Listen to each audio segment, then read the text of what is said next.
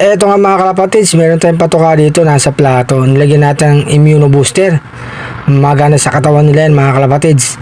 Eto naman yung mga flyers natin, mga nakaabang na. Mga gutom na. Parang isang linggong di napakain mga kalapatids.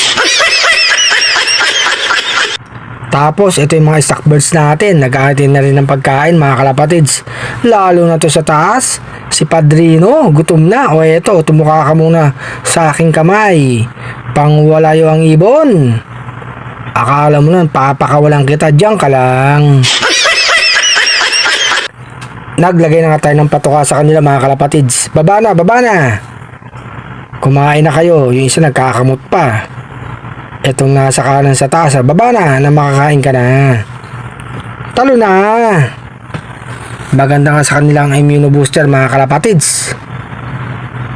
Ubusin nyo yan. Mga batang ibon.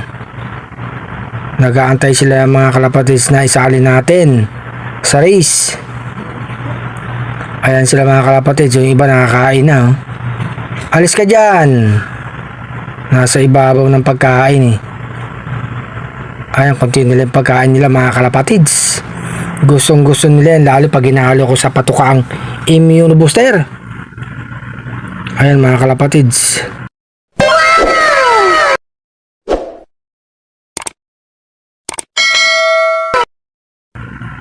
Ito nga yung inakay natin mga kalapatids. Oh.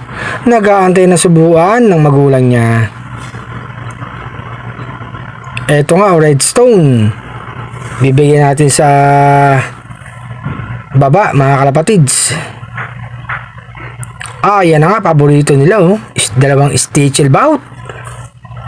Maganda sa buto yan, mga kalapatids. Redstone, pampatibay ng buto.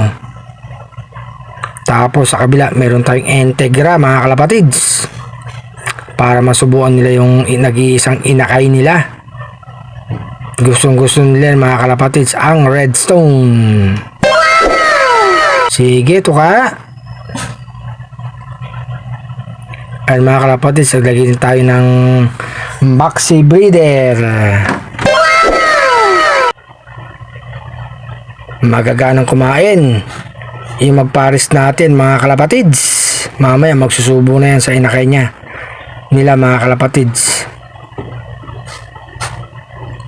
Ayun mga kalapatids, nagsubo na nga. Si RC Stitchel Bout sa kanyang nag-iisang inakay mga kalapatids. Eto nga yung patukaan nila mga kalapatids. Oh. Nilagyan din natin ng redstone kaya lang ubos na. Eto na yung mga alaga natin mga kalapatids, mga busog na. Nagpapahinga na.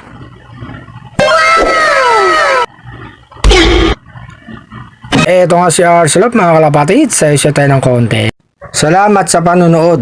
God bless.